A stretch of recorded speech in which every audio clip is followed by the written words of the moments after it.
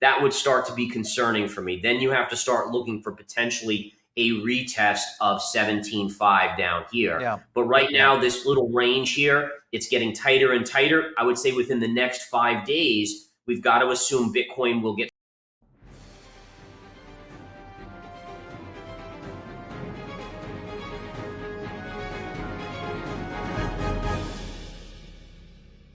Hey guys, welcome to the Daily Crypto.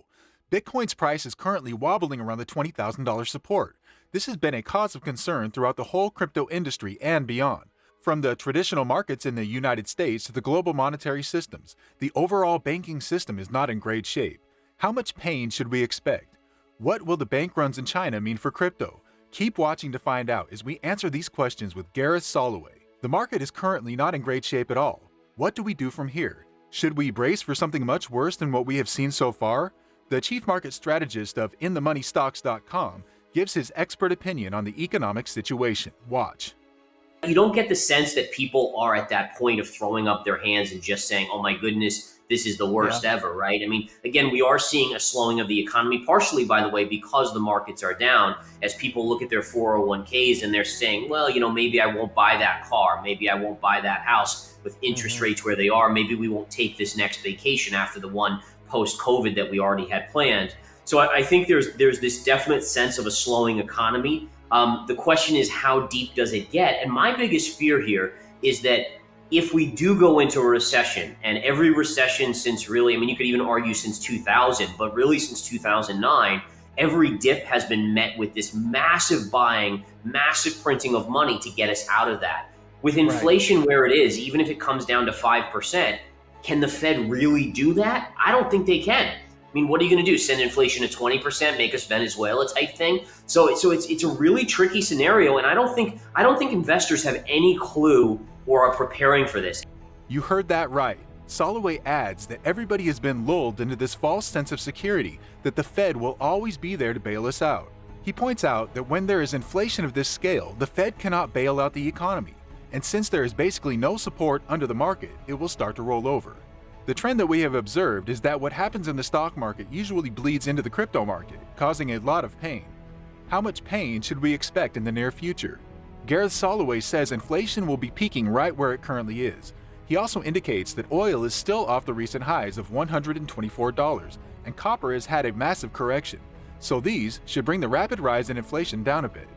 Soloway continues, saying the market will like this because it would signal the Fed that maybe we don't have to continually do 75 basis point hikes.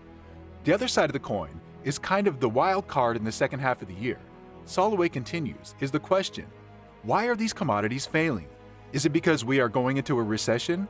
That would be bad for stocks because it means people will not be spending as much money as they would have. He continues. Again, there's this fine line right now where the market wants to see the Fed back off from the hikes. And again, you mentioned the meeting later this month. So I think you're going to get 75 basis points. But the idea here is you want the Fed to throw the market a bone and say, hey, we're going to wait to see how these rate hikes have kind of played out for the next couple months, maybe into the midterms, but then also not seeing the economy really flush into a recession. So it is a weird next 6 months. We're going to know a lot by the end of the year. Now that we have started seeing bank runs in different countries like China, where Chinese depositors face police and angry protests, does this really affect Bitcoin? Soloway answers by saying banks are looking out for ways to plug in holes and better protect themselves from the economic downturn, keeping a close eye out for breakages in the system. He points out that all that is currently happening in the world of finance is probably interconnected. He goes on with this. And going back to your comments on Bitcoin is while things like this may not immediately impact Bitcoin, I do believe that the more instability globally, especially in the banking system, the more it pushes people to accept an alternative currency, something like a Bitcoin. Just think about all these people that are being affected in China and aren't able to get their money out of the banks. Think about some of them may not even have heard of Bitcoin before, maybe just passingly had heard of it. And now they're starting to say, listen, how do I avoid this in the future? Let me invest some of my money in Bitcoin. So this is one of those things where short term, I don't think it has a major impact on Bitcoin. We're not seeing Bitcoin rip higher today, but it's just these little pinpricks in the financial system that is the building blocks for Bitcoin. Rating the duration of the bear market on a scale of 1 to 10, What are Gareth's thoughts on how long this will last?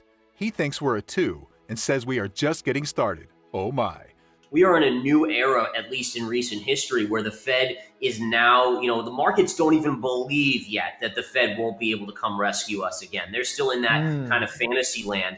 And so the economy is still kind of trudging along. Everything will be okay. And just think about this. If the Fed can't rescue us, or let's say they can only do minimal support because of inflation being elevated. And yes, I've been talking about CPI numbers coming down, but let's not kid ourselves. They're not going back to 2% or sub 2%. I mean, they'll probably stabilize at 4 to 5%. How do you print trillions and trillions of dollars when you already have a 4 to 5% handle, even with unemployment spiking to, let's say, 10%?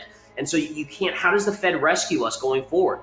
Soloway indicates that we currently have high unemployment and high inflation. He adds, an immense amount of upside in the markets for the last 10 plus years due to stimulus and just printing of money. And it's almost like you have to now have an under-trend period where you could see, I wouldn't be surprised if the stock market doesn't reach new all-time highs for like 10 years. I mean, you could be in this kind of lower situation, just like the tech bubble, right? If you look back at the tech bubble, the NASDAQ didn't hit new all-time highs till I think, 2014, 2015 from 2000. Yep. But the chief financial officer offers a glimmer of hope. He says there is always a bull market somewhere. So even if one is bearish on the overall market, for the next year or two, or even many years, there are always areas, Soloway points out, and that it is our job to find them, whether it is gold or crypto when it finally bottoms out. He says there is no reason for despair. We just have to do more homework to know where that bull market is. So right now, where is the market going? Are we going to see more wobble in this 20K run? Or is there going to be a further slide down or a pump up? Soloway gives his expert analysis. Watch. If we look at the chart here, you can see that basically where it stopped was kind of these little pivot points right here and right here. Yep. So it makes sense that price was going to hit some resistance there. I think also a discounted factor of Bitcoin is the US dollar, and the US dollar screaming higher certainly doesn't help. Now, how much it hurts, that's up in the air, but it certainly isn't like a helpful hand in lifting Bitcoin up. I think if the dollar is topping, like I'm thinking in the next couple of weeks, and we see the dollar start to come down, that could be the catalyst for a move up and a break above this near-term 21.822 level, where we do get that move up to this 25.5 level. So you're absolutely right. From last week when we talked, I was looking for potential upside to 25.5. I think we are a little higher than we were last week when we talked, but I think for the most part, you're just hovering in this wedge pattern. Look for a break here, and then you should get that move up to 25.5. Now, I will say, if we break the lower trend line, that would start to be concerning for me. Then you have to start looking for potentially a retest of 17.5 down here. Yeah. But right now, this little range here, it's getting tighter and tighter. I would say within the next 5 days, we've got to assume Bitcoin will get squeezed out, or one way or the other, either a breakout or a breakdown. My analysis, my probabilities are still favoring the upside to 25.5. In that case, how do we enter trades with minimal risk? How do we dollar cost average? What are the triggers that we should look out for? The chief market strategist weighs in on this, saying he has 2 kinds of trades going. One is a swing trade run, where he will be looking to take a profit at 25.5 and maybe even the next resistance, which we have mentioned in our previous videos. Go check them out. But when Soloway is looking to accumulate a longer position, he uses dollar cost averaging. Basically, he reveals that he uses the technicals with the fear index to make trading decisions. Soloway indicates that massive fear in the Bitcoin market usually denotes a short-term low. He continues. The reason I bought my first one, which was at 19,000, was just simply that it was we had just pierced the 2017 high right here, which was around 19.5. So I picked up just 1/6 of what I wanted to own, or what I planned to accumulate. I strongly encourage this tactic because ultimately it saves people a lot of stress. When you go all in at a particular level, it seems very painful when it just drops another few $1,000s or whatever, and you might get swung out. One of the keys about investing is to not allow emotion to make the decision. Every decision you make as an investor or trader should be based on facts, chart facts, whatever it may be, on-chain analysis. But emotion, when you go all in, emotion is going to be a lot higher. So what I do is I'm very cognizant of the fact, and I've traded for 20 years, where when my first buy, it's the odds of that being the exact low are very low. So I picked up my first buy at 19, and I'll basically buy every 2,000 to 3,000 down, which will let me buy all the way down sub 10,000 if it gets there. I don't know if it will get there, but I always like to add on the side of caution. I would rather own less Bitcoin and have been cautious and protected my capital than own it all and risk being out of the money and having to stop myself out. So the idea here is every 2,000 to 3,000 down, I'm just going to buy another 1/6 position, allowing me to have a total of 6 total positions that I accumulate. And then my goal here is I see Bitcoin longer term at 200, 300, 500, even $1 million. How can rising leverage levels help the Bitcoin price? Is that even possible? Soloway explains that when you have a deleveraging event like this, it causes a much bigger spike to the downside and ultimately takes out all the weak investors. As he puts it, at the end of this flush out, we are going to have the best dedicated and hardcore investors. These are the ones that will grow because they are reliable. As it stands, we are watching the 25K resistance, but we could see a retest at 17. So we have to stick to the wedge pattern in Soloway's analysis to be able to break that 25K mark. What should we anticipate entering trades right now?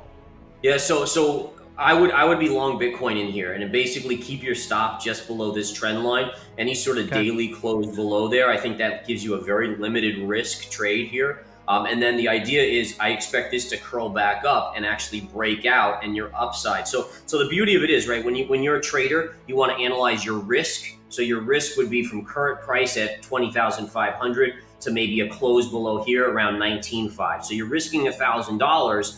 If it goes in your direction, you can make as much as about $5,000. So the risk reward there is really nice, 5 to 1. And again, the key is abiding by the exit should it break, right? That's the key. And then, if it doesn't work out, it doesn't work out. But the odds right now, the odds are favoring this. And again, I think if you look at the DXY chart here, I mean, this is an insane move in the dollar. It's not sustainable. And if the dollar does get some sort of corrective move here, that would also be a helping hand to Bitcoin. And again, I'd love to say, oh, there's going to be news on Bitcoin, there's going to be this. But honestly, at this point, it's based on usually the stock market, the dollar. There's a few other factors that Bitcoin's moving on. And it's really a matter of how people feel about taking on risk. So you need to see the dollar relax a little bit here because honestly, it's spooking the markets. It's spooking all the asset markets, including the stock market, because of this dramatic rise in the dollar. The market wants calm. The market wants kind of a steady dollar, not a dollar that's ripping up here.